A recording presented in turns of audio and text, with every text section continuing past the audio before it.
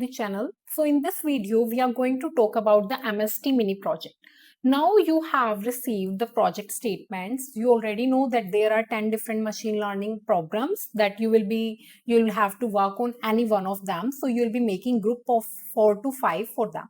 Okay. But simply having a project statement is not enough. The important question is, what exactly are you supposed to do with it? What data set should you take? How do you pre-process it? What graphs should you make? Which machine learning algorithm should you use? How do you evaluate your model? And what you should be preparing for the final notebook or the report. Okay. And perhaps the most importantly, what should you actually know before the presentation and the Viva? That's what we are going to cover in this video. So by the end of this video, you should be able to take your project statement, understand exactly what your next step should be. So let's get started.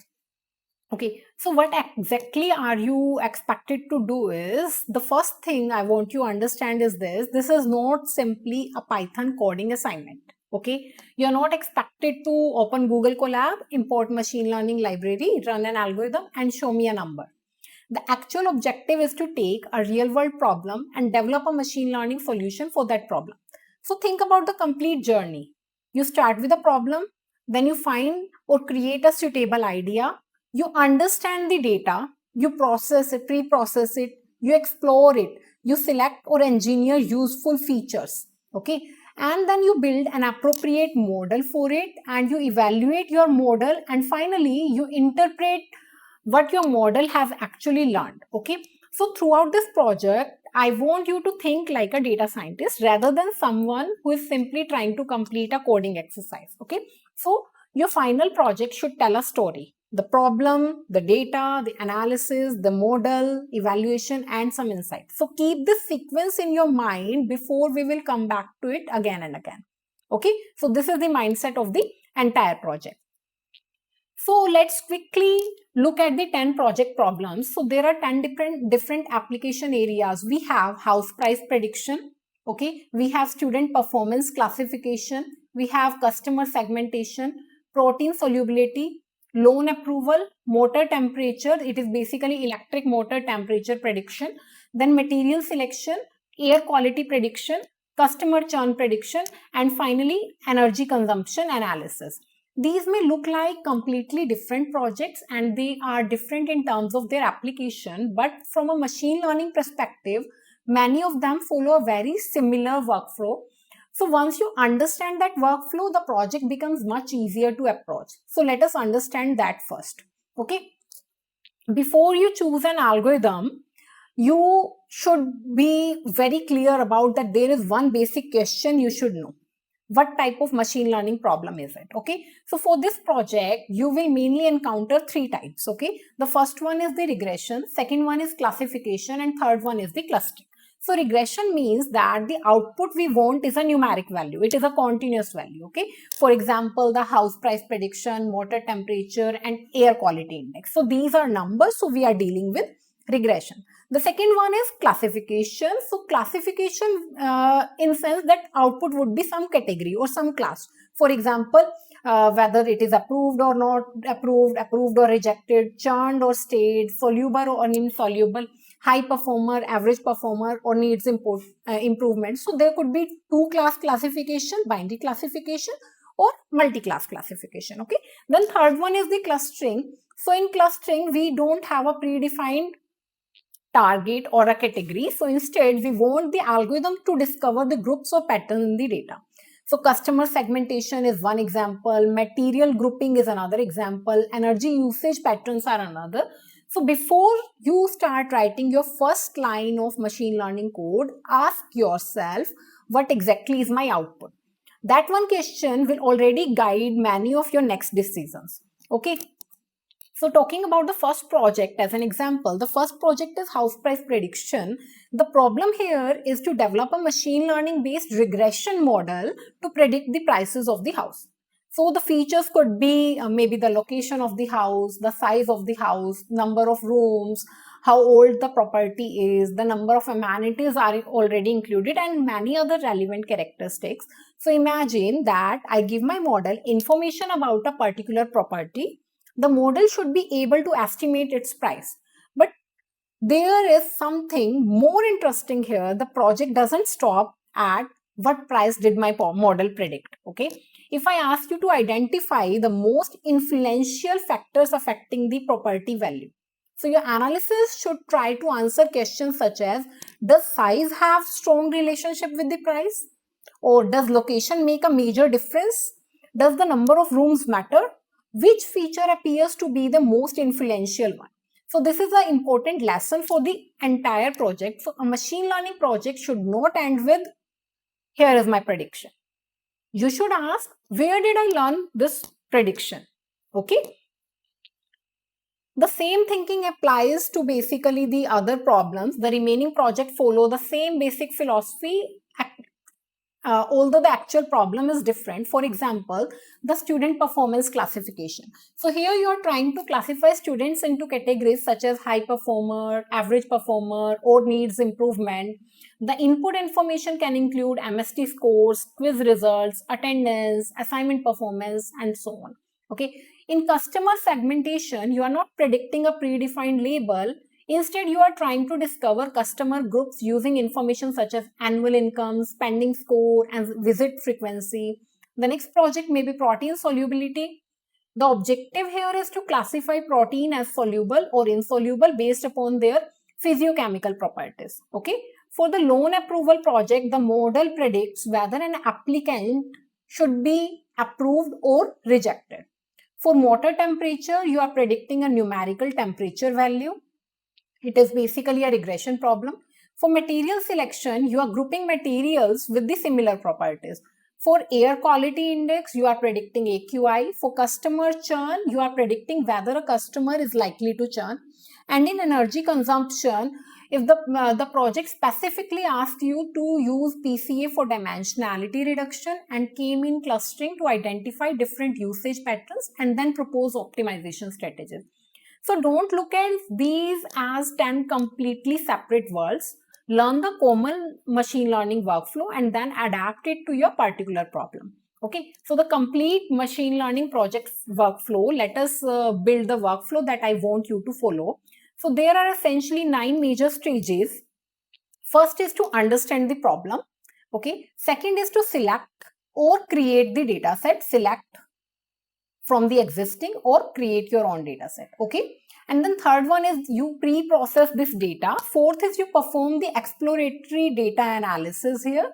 Fifth is you select or engineer some features. These are the useful features. Okay, the sixth one is you develop the machine learning model finally, and then evaluate the model based upon some parameters. You interpret your model, you interpret the results that your model is giving, and finally you draw your conclusion. Okay, so if you are confused about what to do next at any stage of the project, come back to this workflow and ask yourself, which stage am I currently working on? This will keep your project organized. Okay, so let us start with the first step, defining the problem. So before touching the data set, write down 4 things. First, what problem I am solving, what is my objective, okay, what information my model will be using, okay, and fourth, what is the expected output. So we want to predict, for example, the house prices using property characteristics such as location, size, number of rooms, and property age. That's already a clear problem statement. For loan approval, your output would be something like approved or rejected. For customer churn, churn or not churn. For water temperature, a numerical temperature value. So don't start with the code. Start by being able to explain your problem into 2 to 3 clear sentences. If you cannot explain your problem clearly, you are not ready to build the model. Okay, this is first step, defining the problem. Step 2 is selecting or creating the data set. Once you understand your problem, the next question is, where will the data come from? Okay, so according to the project instructions, you can either generate your data or obtain an appropriate data from standard platforms like Kaggle or GitHub. But please don't make this mistake.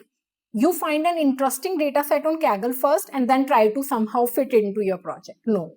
Instead, work in the opposite direction. First, understand your problem. Then identify what information you need. Then find a data set that actually supports the problem.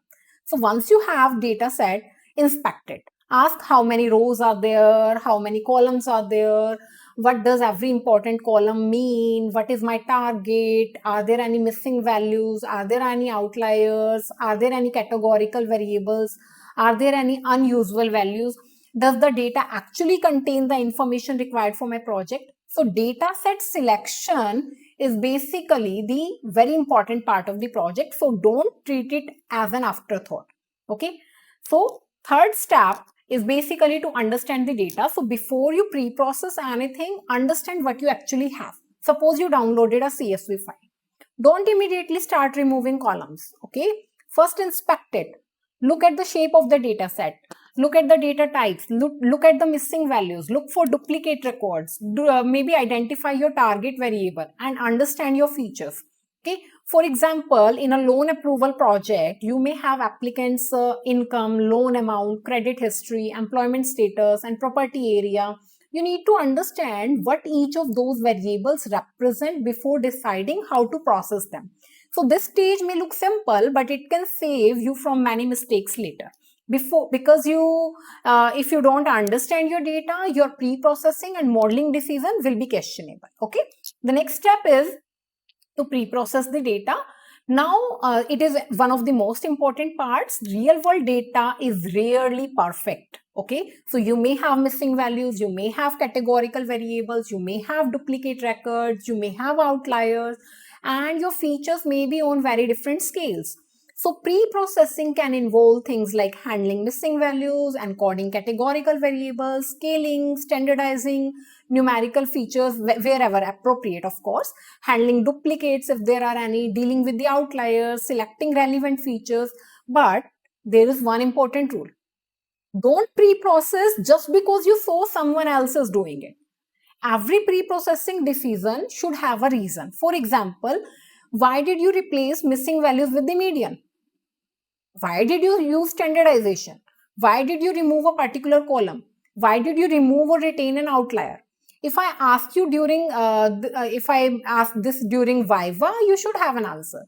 The project instructions specifically mention data pre-processing, and for some individual projects, particular pre-processing requirements such as missing value handling or normalization may be there. So document it. Document what you did and why you did it. Okay. So next step is exploratory data analysis, EDA. So after pre-processing, you do it. This is where you start asking questions about your data. And this is where I want you to move away from the mindset of how many graphs can I put in my notebook. That's not the goal. Instead, ask what question does this graph answer? Okay. For example, what does the distribution of my data look like? Are there any outliers? Are two variables strongly needed? Are some features correlated? Can I see any natural groups? Are there any difference between the categories? Okay. So your plots should help you understand the data. For example, if you are working on house prices, a scatter plot of property size versus price may tell you something useful. Okay. If you are working on maybe customer segmentation, then visualizing income and spending score may reveal some interesting patterns. Or maybe if you're working on student performance project, you may want to investigate relationship between attendance, assessment, and performance. So remember, don't just create graph for decoration. Okay. Create graphs because they help you answer a question. Next step of your project would be feature selection or feature engineering. The next stage is maybe a feature is simply the information, okay, that your model uses as an input. So, but more feature doesn't automatically mean a better model. Okay, you should ask whether this feature is actually useful or not, whether this feature is relevant or not. Does it contain any redundancy? Can I derive more useful features from the existing features? For example, imagine we have income and spending information. So instead of looking at them independently, perhaps a ratio between spending and income could provide another useful perspective. That is an example of feature engineering. Okay, so feature selection basically means creating or transforming features to represent a problem better. Okay, and again, don't add features simply to increase the number of columns. Every feature should have a valid and justified reason of being there. Okay. Next step is to build the model. Now we finally reach the stage where everybody is usually excited about machine learning model development, right? But notice something. We have already spent a lot of time on the problem and the data. That's intentional. But choosing a model should come after understanding the problem and data only. For regression, you need a stable regression model. For classification, you need a classification approach. For clustering, you need a clustering technique. For example, the material selection project specifically suggests techniques like k-means clustering. Then an energy consumption project, it specifically requires PC and k-means. You can also consider comparing multiple suitable models wherever appropriate, okay? But don't simply choose an algorithm because the algorithm gives highest accuracy. You should be able to explain why did I choose this algorithm, why it is suitable for this problem, and what assumptions or what characteristics of data make it appropriate. That explanation is much more valuable than simply showing the code. Okay. Then is model evaluation. So once the model is trained, we need to answer how well does the model perform.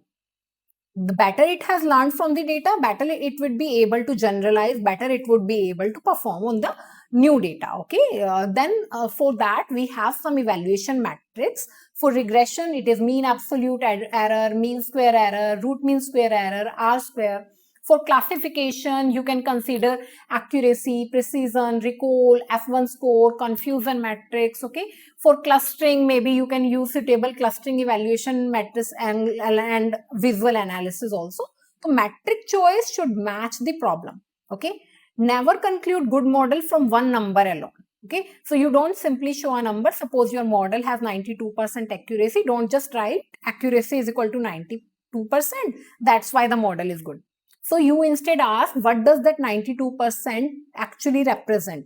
Are the classes balanced? Is there any class imbalance in the data? What does the confusion matrix tell? Is recall more important than accuracy for this particular problem? The metric should make sense for the problem you are solving. Okay. The next step is to interpret the results. Now we have reached one of the most important stages of our entire project, which is interpretation. This is where many projects become weak. Students train the model, they get a good score, they take the screenshot and they stop. But what I want you to go one step further and you basically ask what happened, which model performed better, okay, why this model is performing better, which features or patterns that actually made this perform better, and finally, what if it what does it mean to the real world, why it is whatever, if it is performing better, so what do I do with it? Okay, for example, in house price prediction, perhaps location is highly influential. In customer segregation or customer segmentation, perhaps one cluster represent high income and high spending customers. In customer churn, maybe perhaps you can say that certain usage or service patterns are associated with higher churn. Okay. So this is where your project becomes more than a code. You are turning a model output into some meaningful information. Okay. Then your project instructions are specifically like you require a flow diagram, and pre-processing and visualization should be clearly documented. So create one clean flow diagram showing the complete workflow. For example, the problem definition, then data collection, then data understanding, pre-processing, visualization and exploratory data analysis, and then feature selection, then model development, model evaluation, model interpretation, and conclusion. Okay, so now your exact flow may vary slightly depending upon the project. For example, a clustering project may have some different steps from regression project, but the important thing is that the diagram should clearly communicate what did I do and in what order. So don't make the diagram, flow diagram, complicated. Someone should be able to look at it and within a few seconds should be able to understand your project. Okay. Then let's make this very practical. When you submit your project, what should I actually see? Your notebook or report should tell the complete story. Start with the problem statement, then explain your objectives, then describe your data and its source, where you have taken this data from. Okay, then show your data pre-processing, then your ED and important observations, then the feature selection or engineering, if applicable, then your model development, then evaluation. If you have compared multiple suitable models, show the comparison clearly. Okay, then explain the results and their interpretation. Finally, include your limitations, possible improvements, and the conclusion. The important thing is that I should not have to guess what you did. Your notebook should make the entire journey clear. Okay, now let's talk about the marking scheme. The project component is worth 40 marks. Okay, and this is how your 40 marks are basically distributed. 5 marks are for problem understanding and objective clarity. 10 marks are for data collection and pre-processing. This is a significant component. Then 12 marks, this is the highest weightage. It is for model development and implementation. 8 marks are there for performance evaluation and interpretation of results. Then finally 5 marks if you have done some innovation or creativity in your approach. So don't think that only the final accuracy matters. The rubric is evaluating the complex machine learning process. And there is another important component, that is presentation and viva. They both carry total of 20 marks. So 40 marks for the project plus 20 marks for the presentation and viva gives you total of 60 marks. And that's why I keep emphasizing, don't just make the project, understand the project. During your viva, you will be asked, you could be asked some questions such as, what is your problem statement? What is your target variable? What is your problem? Is it regression, classification, or clustering? Why did you choose a particular algorithm?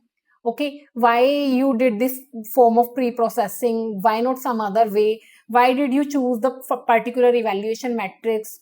If you are including some graph, then what does that graph tell you? How can you interpret it? What did you learn from your results? What are some limitations of your approach? And perhaps one of the most important questions, if I remove this particular step, what happens and why? So don't memorize sentences, understand the logic behind your project. Okay.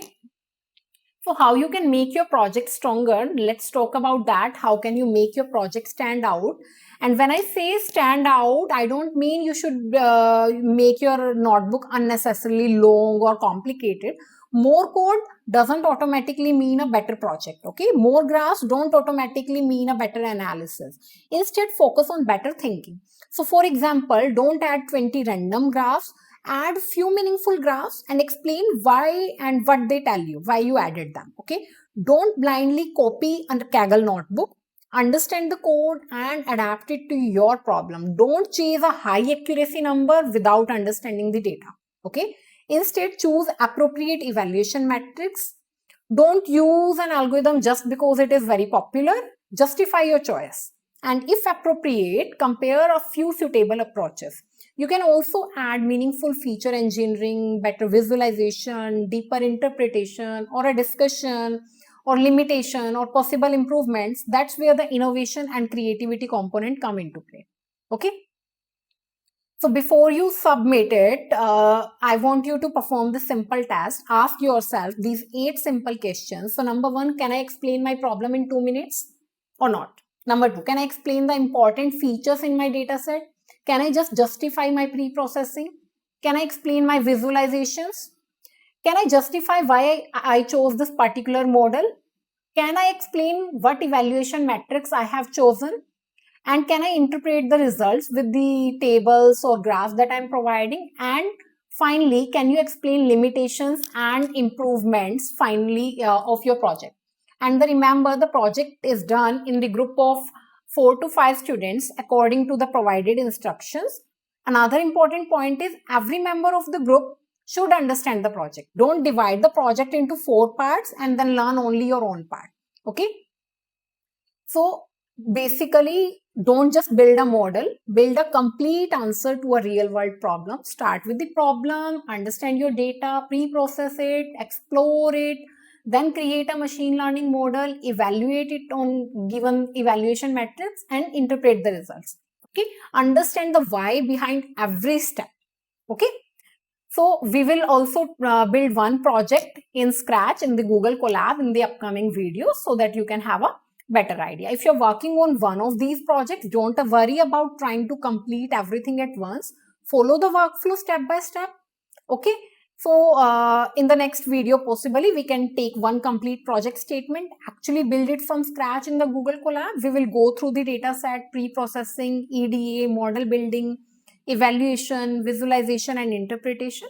And I'll also show you why you should be ready to explain and what you should be ready to explain in the Viva. Okay.